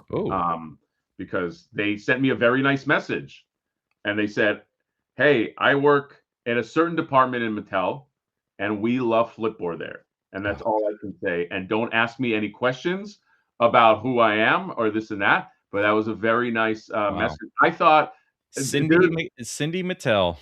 Cindy, when I first read, because you know how when somebody sends you a DM, you can sometimes preview that first like part of it. Yeah. So all I saw is like, I'm whatever, and I work for Mattel. I had this thing in my throat that I was getting a cease and desist. I don't know why. I was like, I'm not ripping anybody off. The very legal way of Instagram DM. Dude, I was like, is this person like, but then they were very nice, and they had an account where I couldn't tell who they were. It's like it's photography, whatever, but and they could have been lying too. But they did say something nice. Flipboard. Super chat 999 GBP. I predict Mafex will go downhill in the next couple of years. Whoa. Squeaky joints, expensive, cheaper stuff coming out that looks just as good. Well, thank you for this again, super chat, man. Very, very generous. John, you're more of a Mafex guy than I am, I believe, at this point. Do you think that the Mafex is on the? It's crazy. So I think of Mafex. They do a lot of stuff that SH Figure Arts will do. So you get these live action people, Star Wars characters, things like that. Mafex will do a lot of Batman, DC things. They do The Boys. A lot of comic book characters. But the problem is Mafex and SH Figure Arts that do these live action movies like Star Wars or whatever, they just look okay at the end of the day. And Hasbro's head sculpts use the same dot printing that Mafex and SH Figuarts do. So it's like you get the same head sculpt result from all three companies. So $25 for a Marvel Legends comic character makes it really hard for people to, especially if you're paying US prices, because they're going to be like $100 for a Mafex. Obviously, you should be buying directly from Japan and paying like the $55 to $70 for them. Because if you do that, then it's like, oh, okay, there's a lot of accessories, it's better paint on the body and things like that. But they haven't pushed their stuff far enough ahead that you can compete with people like, well, let's just say InArt. InArt does a more affordable figure, and or we can just say the same price, because in the US pricing is like everything's like $100. But they knock it out of the park. I mean, they absolutely crush it. It's just there's no competition at that point. Right. And we know that InArt is doing all of the Batman versus Superman characters, so we're going to get like all of that. They're going deeper into the video games. They're doing Terminator stuff. So a lot of stuff that you see from Mafex, like Terminator or whatever, and you're just going to be like, why would I ever buy the Mafex version for this price? So unless they do this like drastic change to update the quality of their products, I think they're just kind of slowly dropping down. I agree. The other thing I like Reed's comment. Sorry we screwed you on $1. Please don't run us out of business with Flipboard signed secret Mattel employee. That's why I love Reed, because he knows all the things to say. I agree with you about Mafex. The other thing about Mafex that I think is a detriment to, although they probably wouldn't look at it this way, is Mafex is owned by Medicom, as I understand it, and correct me if I'm wrong in the chat. That's right. But they're owned by Medicom, and Medicom, and I only know this because of DesignerCon, makes a ton of money. Well, even San Diego Comic-Con, it's the same shit. They don't sell anything except for those stupid fucking bear things. The stupid, so if people don't know, the stupid bears, we think they're stupid. If you like them, that's fine. The stupid bears with the Mickey Mouse ears, which I don't know legally how they get away with, that's where they make their money. So they don't want it like other people want it. You know what I mean? They don't have the, we need the, otherwise they'd be making probably more figures. That's why they have such weird schedule. It's like they come out with one every year. They'll pop up. Hey, we got a Bane. Oh, looks cool. Okay, and see you in a year. Like they don't. By the way, I feel the same way about Storm Collectibles for the longest time. Now they're kind of coming into their own. It looks like they're taking it seriously with a Storm Arena.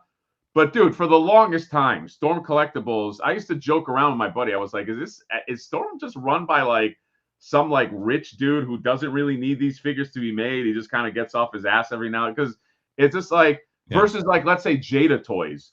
Jada Toys wants in. They want in. They are constantly pumping stuff out, getting new licenses. Every next figure is better than the last. Like they want it. Some of these other places, I just feel like they don't want it, dude. Like they're just kind of like, whatever, 2 years from now, here's another one, Yeah, they're hungry. That's the difference. Yeah. Like that means something.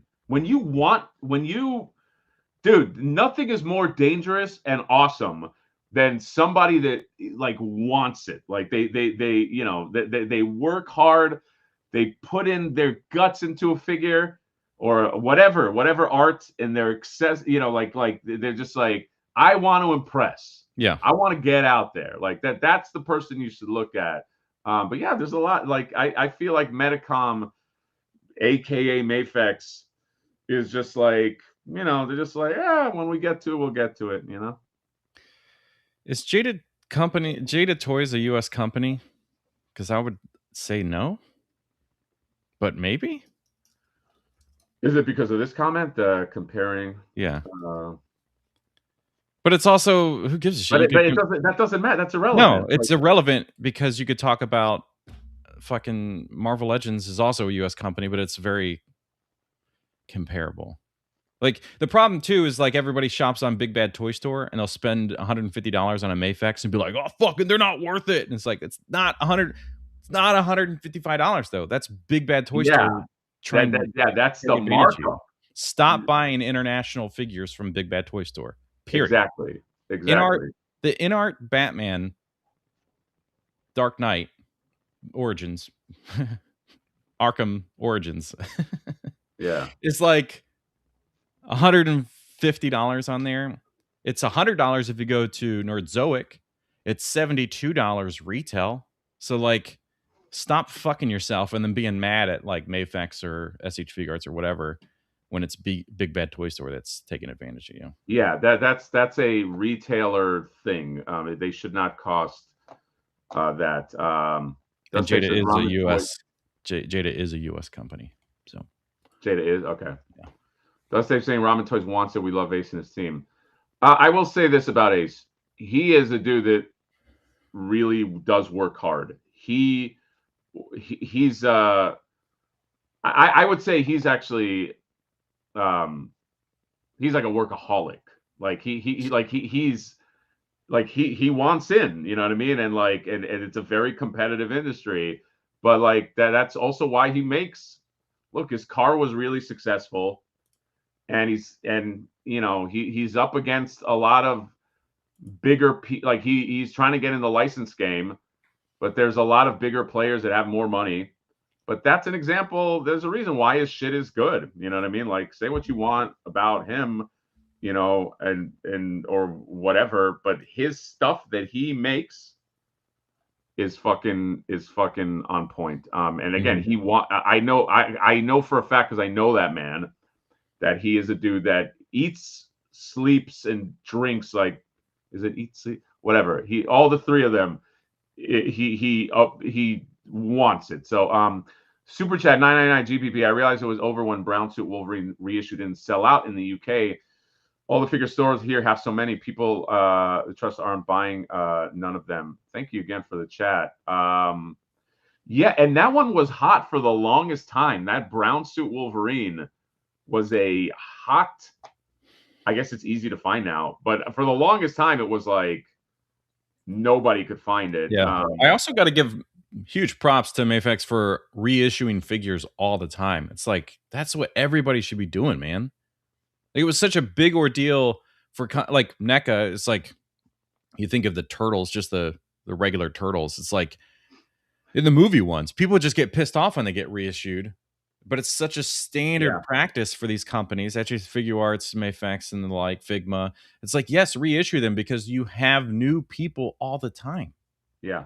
It's good for business, good for collectors. Everybody's happy, especially like nobody wants to spend 3 times the amount to buy a figure, so they reissue it. Yeah. I never really go far over MSRP for new figures anyway. And I say that distinction for new figures because when a figure is out of circulation or it's vintage, that's never coming back, really. You know what I mean? Like, but like when a figure is fairly new, like I would slow down unless you got months to live. But Needles saying, John Needles, he said, "Hey guys, I want it." He's talking about either you or me or both of us. I don't know. That fat ass. Oh, Needles. Needles is actually working on some fun stuff that I can't mention. It'd be so funny if like all the private stuff he tells me, I just vomit it right here. Yeah, dedicate a whole live to it. Oh my God, I'd love that. Anyway, Jonathan, if that's your real name, I think that's it, man. I think we should wrap it up, wrap it in. Let me begin. Wait, what? Any parting thoughts, sentiments? I think we had a good this is a fun one, dude. Just talking about shit. This is what I like the most, is when we kind of have a topic, but we just talk about the shit we want to talk about, and we're not like, we gotta stay on topic, and just fucking. Oh, dude, I dread making a thumbnail every week because I'm like, I don't like. This was almost obligatory Motu conversation, or like, I guess we'll talk about this ? Like, from my perspective, we just need something for the thumbnail so that people will want to like click or whatever. But right, of course. I just want to come on here and talk to my friend for at least an hour. And and if you have time, talk to me. Yeah. We'll get back to it later, little dino. Talk to you, little dinosaur friend. Dinosaur. Look, it's a dinosaur that shoots blasts from its mouth. That's pretty fucking cool. What is that giant blast effect from? From this insanely beautiful Dragon Ball figure. This is a fan art, the design essentially of Broly. Holy shit! I liked it more when the T-Rex. I liked it more when you had the T-Rex. Oh yeah, I agree. That figure is going in the garbage because this is definitely. Look at that. Or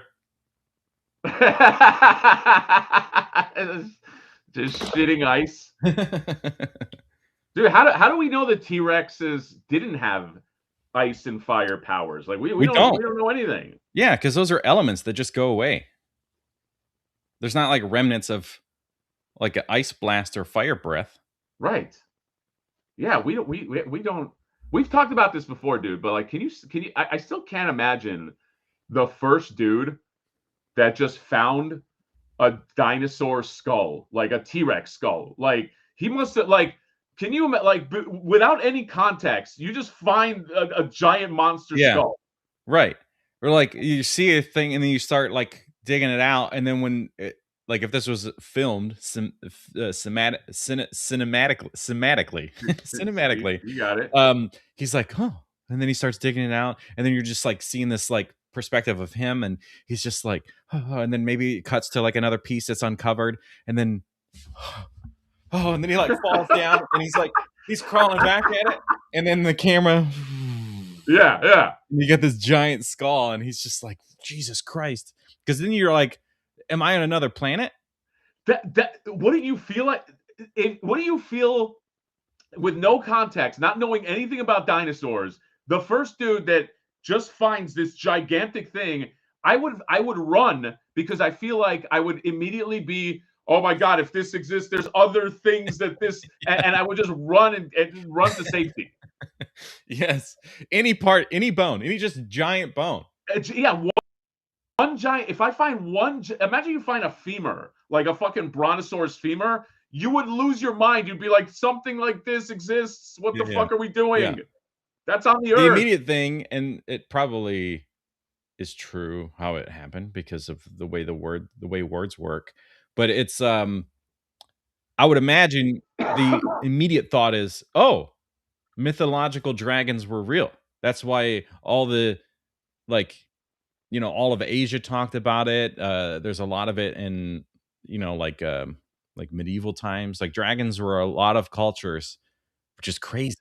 Oh yeah, that's interesting. So your mind would probably go right to dragons if you saw that, because somebody had mentioned, what was in Impossible Pie, first dinosaur bone discovered by humans 1676.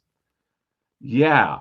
Your mind, have they done I feel like that's a movie there, like the because you don't have any context to process this other than like what you said, dinosaurs, other than like, sorry, not dinosaurs, dragons.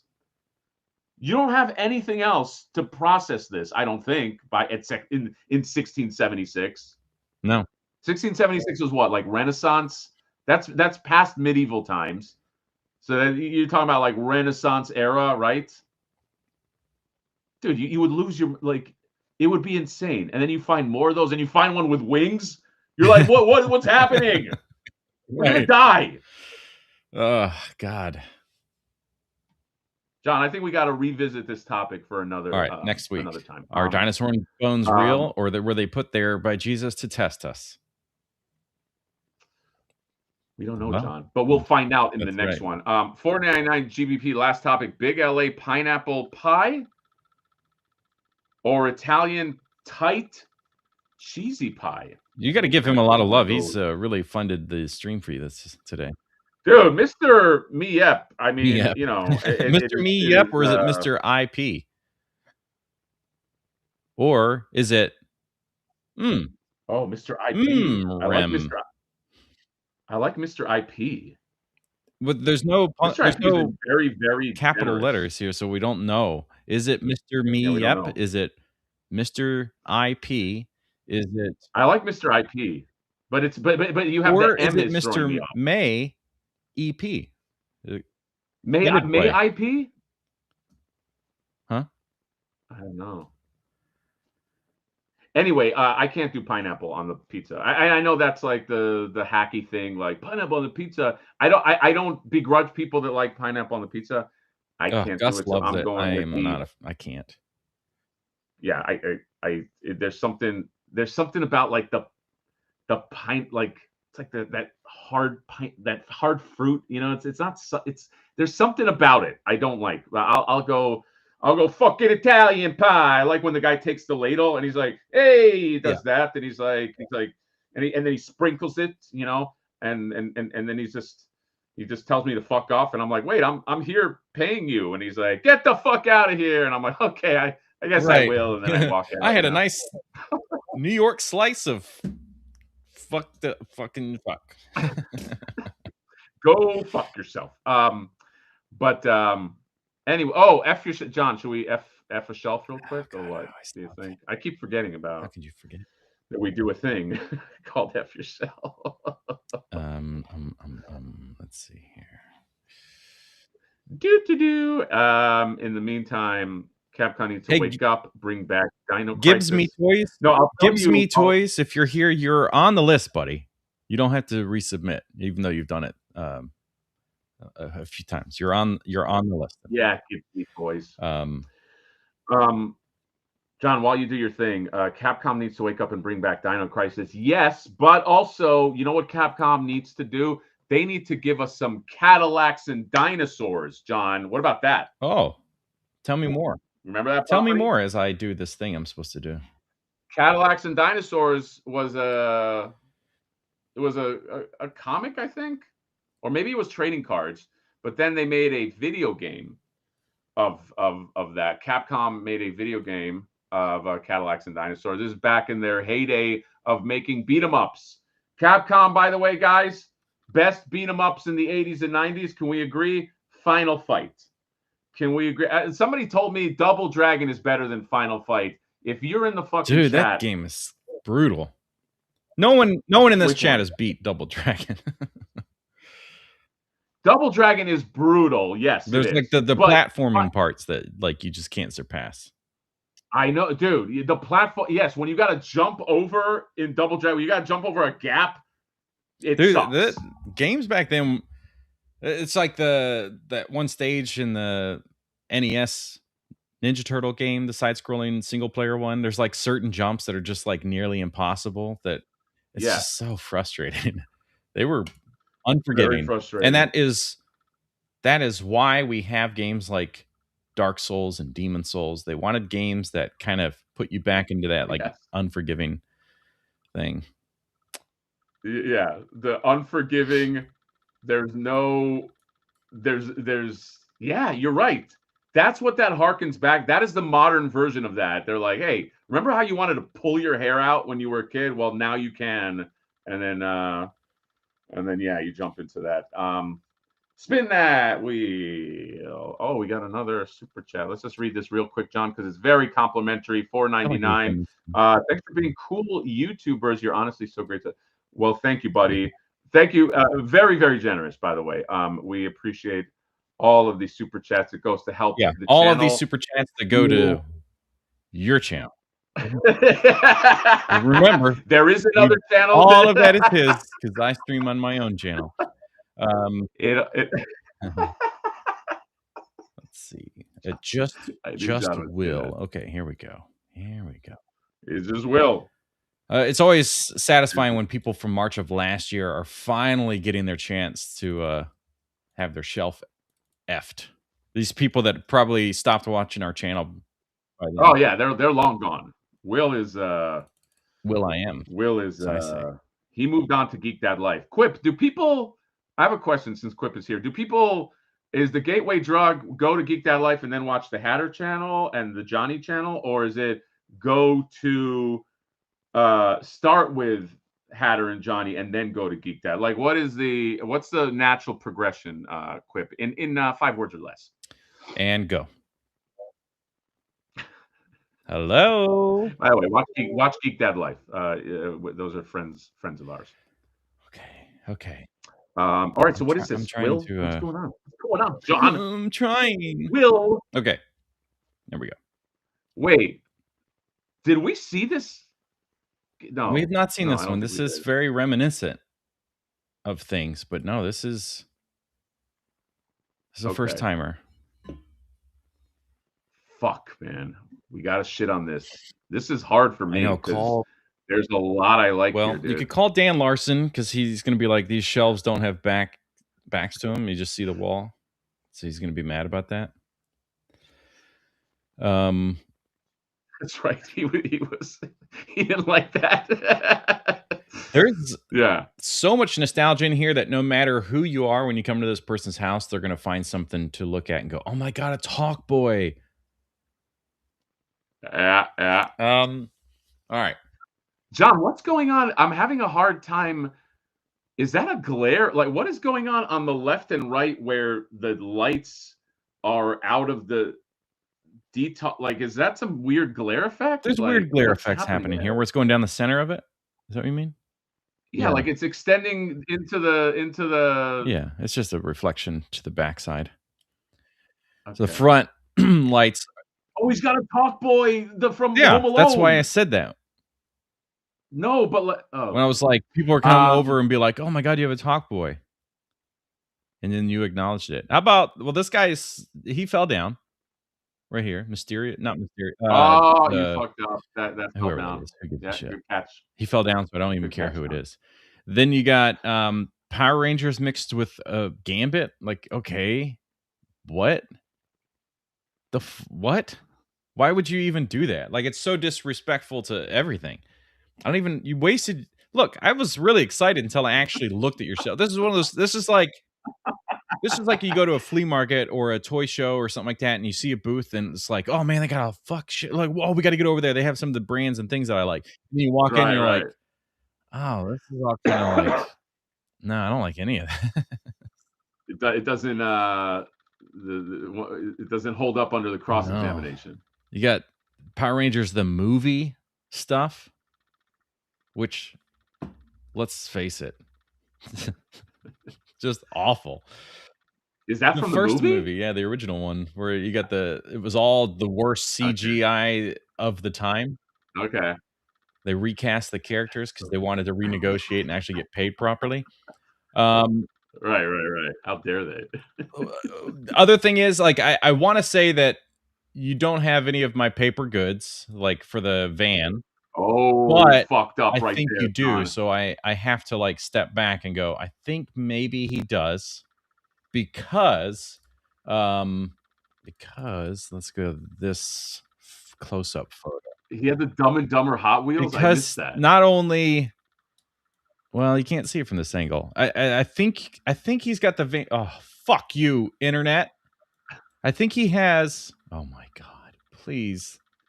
I think he has the blue windows on the front. It kind of looks like it here. But then he also has. Okay. This. How the fuck did you catch that? Because I always look to see if people, if that's the first thing I can shit on is the fact they don't have any of my stuff. This insert that I offered, which I think was just part of like a digital download thing. It was like a screen option for this whatever computer that was. Okay. I know I made a screen. I had to like rework this design or whatever to offer it as like a download for different computer screen inserts, because that's just like a. Isn't it right here? Oh, I made them for this, so I'm not sure which computer that is. Yeah, that's also a different. Yeah, it's different. Anyway, so maybe that one's correct. Maybe he didn't support me and also fuck this guy. I'll tell you also where he fucked up. He's got a Spirit of Splinter. What a piece of shit. He's got Spirit of Splinter, and he knows that you don't have one. So that's like a kind of like a fuck you. I'm sorry. You. I'm trying. I wish you all knew how bad it is to zoom in on Google Docs. Yeah. So that's so having the spirit of Splinter is kind of like a dig at you, which I don't support that. I also don't like that. Does he have the other Professor Perry? Because that's bothering me. That other Professor Perry should be on the other side. To have it. It's a feng you know shui. what it is? Know? This is one of those collectors. It's like, I only want the one version. So he splits it with some other collector. Right. Oh, right. God, so disrespectful. Which is it's egregious. So you fucked up right there. Yeah. Casey Jones would never drive. He would never drive the van. That's just stupid. So you wasted that whole shelf is a waste now. Not to mention oh, you're a big Ninja Turtle fan. Where's the Christmas set? Oh yeah, that's right. You tell him, John. You really fucked up. Ace Duck would never be in the back like that. He's a movie star, dude. He's not just gonna fucking. He's method. He's not just gonna. He's a method actor. Yeah. He is a method actor. I'm just gonna look at all this because I know the audience would also like to see how terrible this all is. The fact that he like crammed all the accessories so you get to enjoy everything that came out. You enjoy everything. He's like, I'm leaving nothing out of the box. Toss the garbage, the boxes in the garbage, and actually put the accessories on the shelf. Let's see what else. What else we have? There was another close-up shot, so I say we'll just might as well because it's easier to look at with our eyeballs.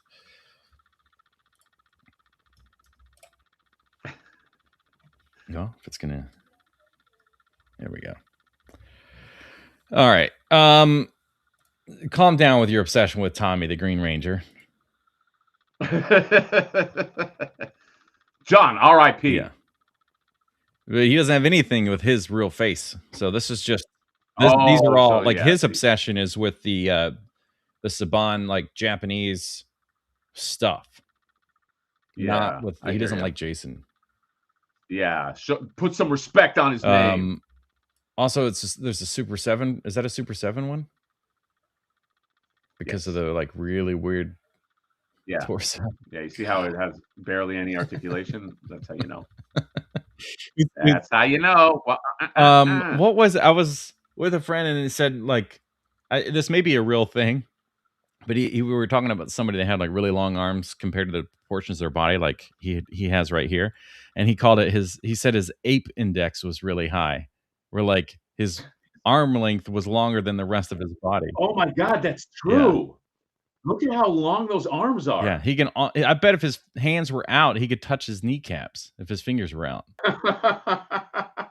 Yeah. It's crazy to think that these old ones had better proportions than a Super 7. Fucking crazy. That's why we don't like your shelf, because of the stupid Super 7 decisions. I hope none of our friends sculpted those. I know. You got some Playmates action right here, John. Does he have a scratch? No. And Scratch was reissued, wasn't he? No, there was like a knockoff version or whatever. Somebody was just like, oh, there was. Yes, it wasn't an actual reissue. Right. So this is just your primary stuff. He doesn't have anything special, it seems, from his lineup here. This is all just typical things. It's like I could see this at Target. Yeah. Also, sports memorabilia is great when it's facing up, like that photo at the top left. Yeah. So ninjas on the ceiling can look and see. Maybe this was like kind of a bad experience, and he's like, I'll just put it there. Like I love the movies, but Stallone was kind of a shit guy, and it cost me $4. He didn't like his photo session. So you fucked up there, buddy. All right, it's worthless now. Oh my God, is that the screenplay to Rocky like signed or something? It is. Burt Young. That's Burt. Is that Burt Young's screen? But why is it bound like that? Like screenplays aren't in a. They're not in like a notebook like that. I don't know. That's so strange. I don't know. If we could read, I'm sure the information's. No, I mean, but well, look at the top, John. I mean, that is a screenplay, right? But I mean, this like rare produced version or something like this in this red thing, it's probably got, I don't know, it's like it's got all the answers. They like printed versions of this, like there's only 100 copies or some shit. It looks like there's like either a date right here at the bottom, or yeah. Very curious. So points off for not for how do I want to articulate it? Points off for us being confused why that's bound that way and not in a normal way. So also, if this would be top of the display, you got to treat this like whiskey. Yeah, right. You know, this is shelf one. This is your top shelf stuff, dude. 100%. Yeah, this is. Or center it here somewhere. The whole top shelf right here should be dedicated to all of that. Yeah. You crazy. Up, you didn't even get Jason David Frank's autograph. So, put that guy at the bottom. Well, I hate everything about this now because plus you got a chair with a bunch of like, graffiti on it. I know it says like Rock right there, but is that the Rock signature just hanging out on a chair? John, what is going on with this? I don't know. Man? This is a big wrestling fan, but you wouldn't know because it doesn't have any wrestling memorabilia in here. Oh my God. John, also look at the detail to the right, second shelf. There's so much cramming in some places and nothing in other places. You got 4 rafters there just doing nothing. Yeah, that's a good call out, my friend. I'm so thankful you mentioned this. Also, speaking of no, what is that? It's Marvel Legends. Why is the Venom here with why is Big Head Venom in this Captain Planet setup? Well, you don't remember the episode where Venom was a guest star on Captain Planet? Who did the voice in that special episode? Do you remember what he sounds like? Hardy. Tom Hardy? I think so. That's awesome. We are Venom. Oh, it's pretty good, John. Well, you know me. I love to do an impression, even if it was the first time I ever tried it was just then. You do, dude. I've thought about it so many times where I'm like, I just like am bored or whatever. And I do a live stream and just give me somebody to do an impression of in the chat, and I'll see if I can do it. John, do an impression of Toka that Razor. He's right here. Okay. What's your impression of how Toka that Razor sounds? Bro. Yeah. Here's 20 memberships.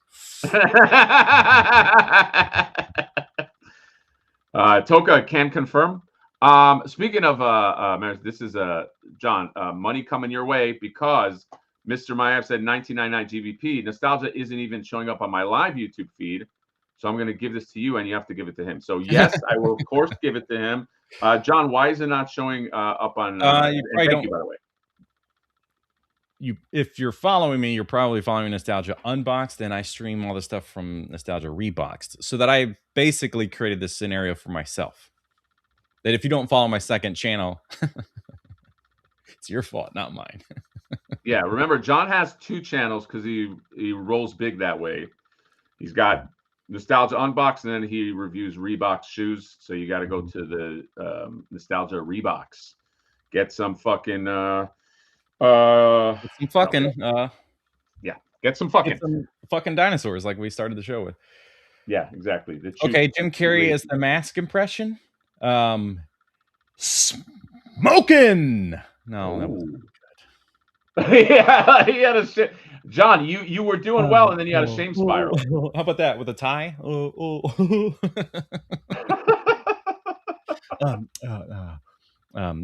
Yeah, that's kind of his. One of your heroes. To what's her face? He's my hero for sure. Yeah, he's got to be in your top 3 of heroes, right?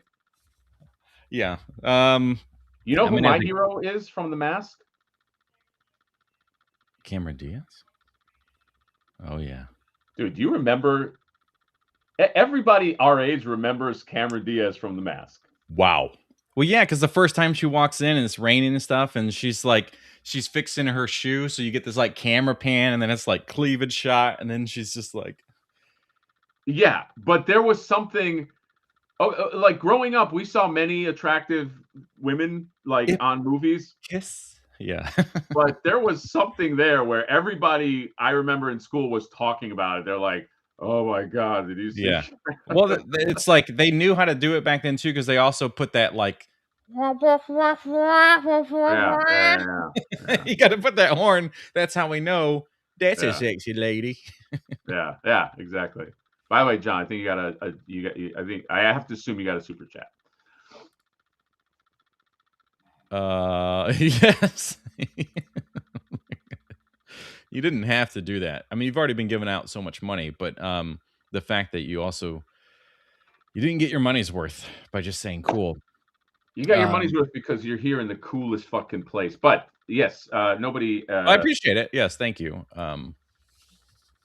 Everyone forgets about Johnny New Toys.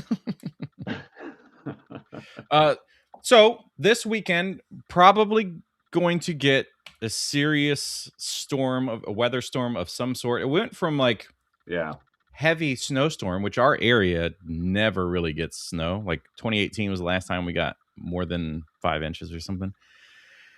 And it changed to freezing rain, which is way worse because now rain falls, hits trees, freezes on trees, becomes big icicle around tree, which breaks and falls. Power lines snap and break. So if this comes through, now luckily our area tends to avoid all the disasters in so many ways. It's unreal. I am a little afraid that this time we won't avoid it. And then that means power outages because ice storms are brutal, man. Yeah. Well, hey, Scott, Quip, you don't even go here. So how about that? He's a mean guy. Well, sorry. On the note of that, everybody, please stay safe, stay warm. Storms ain't no joke, and stay in if you can, and if you can't, obviously stay safe. So that is it. I gotta go to work, John. I don't want to get fired. Teehee. Thank you, chat, for indulging us as you do. I think we might have a guest next week. I think try to work on that. And that's it. He-Man ho, John. Any parting words? Oh yeah, we got like one long arm. Yeah, that's a weird, John. Imagine you and I. That'd be a good movie, John. You and I just tied to each other, and we just gotta like, I think we should work on that. So anyway, ending the stream Long now. Legs was a movie, and we didn't see it, and we made a movie called Long Arm, and it's just our arms attached, so it's really long. It feels like an A24 movie. I'll be honest. Oh, for sure. Yeah, it's like, what was the one where you're talking about the one where the couple is like together? I know, yeah. Isn't that what it's called? It's disgusting. I can't even watch the trailer. Ugh. I know. Bye.